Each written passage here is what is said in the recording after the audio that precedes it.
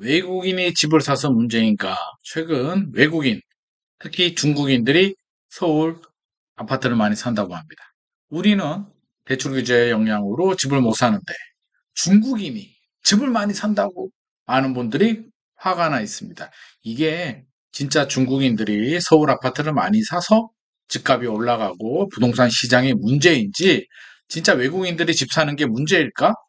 외국인들이 주식 사는 거는 괜찮은데 집을 사는 건 문제다. 물론 공공재의 성격도 있고 희소성이 있기 때문에 외국인들이 지나치게 많이 사는 건 당연히 문제일 수도 있겠습니다만 자본주의 경제에서 외국인들이 많이 사는 걸 무조건 배척을 해야 될 것인가 굉장히 뜨거운 문제인 것 같습니다. 오늘 외국인 부동산 취득 문제 한번 다뤄보도록 하죠.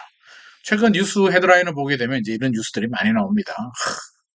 헤럴드 경제에서는 참 제목이 제가 웃음이 나왔습니다. 내 슬픔이 내 기쁨.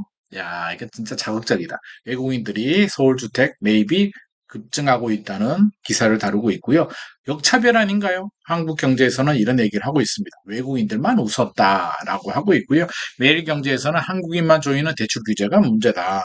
외국인들이 쇼핑에 나선다라는 충격적인 기사까지 내놓고 있습니다. 이게 현실이니까요. 하나씩 살펴보도록 하겠습니다. 그러면 6.27 이전과 이후를 한번 분석을 해보도록 하죠. 6.27 이후에, 그러니까 이전과 이후라기보다는 이후가 초점이 되겠죠. 외국인들은 집합 건물, 아파트, 오피스텔 같은 연립주택, 집합 건물을 23.7%가 늘어났다고 합니다. 오히려 대출 규제를 시행했는데 외국인들은 늘어났고 한국인은 25% 감소했다고 합니다. 그러니까 우리나라 사람들이 열받지. 우리는 대출 규제 받아서 집을 못 사는데 외국인들은 산다고 하니까 이런 논란이 되고 있는 것 같습니다. 그럼 실제로 이제 외국인들이 얼마나 샀을까? 특히 중국인들이 한번 보게 되면 6월만 하더라도 물론 중국인들이 단연코 1등입니다. 중국 1위, 미국 2위, 캐나다 3위, 나머지가 쭉 이렇게 연결이 되는데요. 자, 이 비율을 보게 되면 6월이 97명, 7월이 120명 더 늘어났죠. 우리나라는 줄어들었는데 외국은 더 늘어났는데 중국인이 좀 많이 늘어났습니다. 40에서 57명, 미국은 27명에서 35명, 캐나다는 88 똑같고요. 나머지는 줄어들었습니다. 그래서 주로 중국인이 좀 많이 샀다. 중국인, 미국인들이 많이 사고 있다라고 실제로 통계에서 확인이 됩니다. 그러면 최근에 중국 SNS에서 이제 이런 게 등장했다고 합니다. 제가 직접 두 눈으로 보지는 못했습니다만 초기 자금 없이 전액 풀 대출로 한국 부동산 쇼핑이 가능하다. 와, 이거 진짠가? 풀 대출로 안 되는데? 우리는 안 되잖아요. 안 되는데 중국인들은 이렇게 SNS에 돌고 있다고 합니다. 이유는 자, 중국인들은 왜 우리나라 부동산을 살까? 그 이유는요. 중국은 부동산 시장이 지금 굉장히 침체되어 있습니다. 매우 어려운데 우리는 집값이 올라가기 때문에 외국인들도 중국인들도 투기하고 싶죠. 한국에서 돈 벌고 싶습니다. 올라가는 사례를 보니까요. 친구가 투자했는데 돈 벌었다는 게 이제 SNS 통해서 또 입으로 전해지면서 성공 사례들이 공유가 되고 있고요.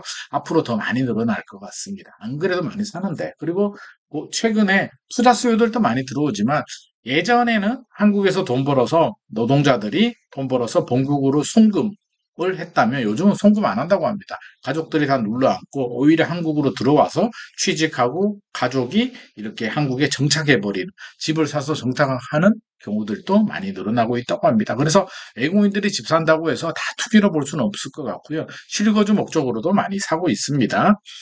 그러면 진짜 중국인들이 사서 올랐나 한번 보도록 하죠. 하나씩 따져봅시다. 진짜 2024년 말 기준으로 12월 기준으로 외국인이 주택 소유한 현황을 보면 10만 216호, 10만 가구 정도를 외국인들이 가지고 있습니다. 퍼센트지로 따지면 0.52% 정도. 0.52% 가지고 우리 부동산 시장이 왜곡이 되고 뭐 문제가 되지는 않는데 그래도 하나씩 살펴보죠. 일단 지역별로 살펴보게 되면 경기도가 단연코 많습니다. 서울보다 경기도가 오히려 더 많아요. 그러니까 직장 때문에 경기도에서 어디? 부천, 시흥, 안산, 수원, 평택 이런 지역에 많이 사고 있다는 얘기입니다. 실거주자들이 노동자들이 와서 집을 많이 산다는 얘기고요. 서울도 많이 사긴 했습니다. 23.7%. 서울에서는 이제 대림동 이쪽에도 많이 사고 강남에도 한 600명, 약 600명 정도가 샀다고 하는데 어떻게 됐든지 간에 서울에 많이 사고 있다라는 것은 사실인데 경기도가 더 많고요. 인천도 10% 정도 됩니다. 지방은 27.2%니까 거의 70% 이상, 30% 이하가 지방이고 70% 이상이 수도권에 집중되어 있고 경기 인천을 합치면 한 50%, 전국의 50%를 경기 인천, 특히 경기도에 많이 거주하고 있다는 거고요. 국적별로 보면 단연코 중국이 1위입니다. 중국, 미국, 캐나다 이런 순서대로 집을 외국인들이 가지고 있습니다. 그러니까 제 얘기는 뭐냐면 투자 수요들이 다 들어와서 막 난리가 났다라기보다는 0.52% 정도로 외국인들이 가지고 있고 이 중에 중국인들이 56% 정도 가지고 있는 겁니다. 그래서 호들갑 떨 필요는 없는데 그 문제는 뭐가 문제냐면 역차별이 문제입니다. 역차별. 문제의 핵심은 역차별이에요. 그래서 외국인들은 자기 나라에서 대출을 쉽게 받을 수도 있고요. 또 중국이나 외국인들은 우리나라 와서 한국은행, KB, 우리은행, 신한은행, 하나은행 같은 우리나라 은행에 가게 되면 똑같은 규제를 적용받습니다. DSR도 적용이 되고 627 대책도 그대로 적용이 되는데 외국계 은행들 있잖아요. 우리나라에 들어있는 외국계 은행에 외국인들이 가서 대출을 받으면 그렇지가 않습니다. 쉽게 자기 나라에서 받는 것처럼 쉽게 많이 받을 수 있기 때문에 한마디로 우리 대출 규제의 영향을 외국계 은행들은 적용되지 않습니다. 그게 이제 역차별 논란이 생기는데 우리나라 사람들은 이제 차별을 많이 받고 있잖아요. 대출 규제. 스트레스 DSR도 되고, DSR도 적용되고, LTV 적용되고, 627 대책으로 6억 이상 대출 받을 수도 없고, 생활안정자금 대출도 1억까지 받고, 6개월 내에 전입신고해야 되고, 수도권은 6개월 내에 기준주택 처분해야 되고, 아, 굉장히 골치 아픕니다. 정책자금 대출도 규제도 심한데, 외국인들은 한마디로 이겁니다. 자기 나라에서 외국은 자기 나라 자국민들한테는 대출을 우대해 주는데 우리는 자국민한테 대출을 강화한다, 규제를 한다는 거죠. 집값 잡기 위해서 뭐 규제를 해야 되는 건 충분히 이해합니다만 외국과의 형평성 보게 되면 외국은 자기 나라한테는 후하게, 외국인한테는 엄격하게 한다는 거죠. 일본 사례를 들더라도 자기 나라 사람들한테는 대출이 잘 나옵니다. 근데 한국 사람들은 대출받기 힘듭니다. 그리고 싱가포르 같은 경우도 철저한 자국민 우선주의거든요. 싱가포르 같은 경우. 그래서 주택을 살 때 자국민한테는 취득세가 굉장히 낮습니다. 유일하게 미국인한테만 싱가포르 같은 경우는 미국 친미이기 때문에 1% 정도 취득세를 받고요. 다른 외국인한테는 최대 60%까지 취득세가 적용이 된다고 합니다. 어마어마하죠. 10억짜리를 외국인들이 사면 16억을 내야 되고 사야 된다는 건데, 하지만 보유세하고 양도세, 상속세, 증여세가 싱가포르는 없기 때문에 많은 부자들이 싱가포르로 들어가고 있습니다. 싱가포르는 머리가 굉장히 좋은 것 같아요. 자기 나라 국민들한테는 우대, 뭐, 직장, 공사 현장에도 외국계 기업이 들어오게 되면 싱가포르 국민들은 굉장히 쉬운 일, 거저먹는 일을 월급을 많이 주고 강제로 고용하도록 하는.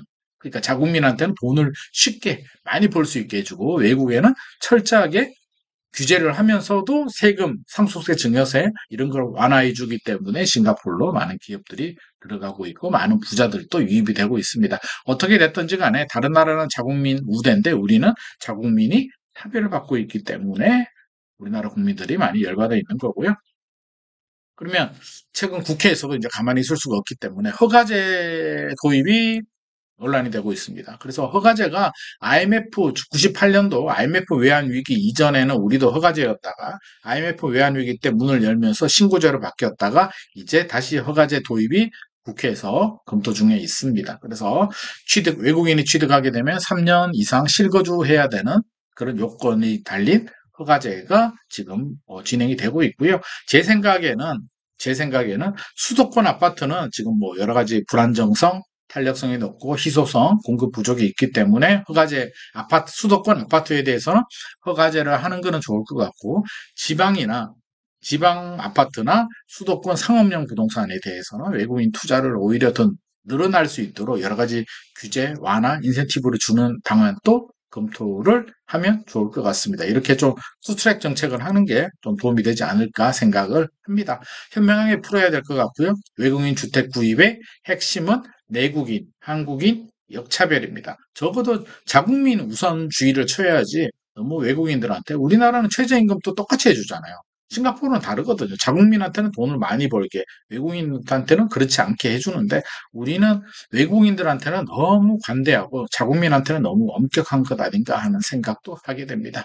오늘의 내용이 도움이 되셨다면 좋아요와 구독 부탁드립니다.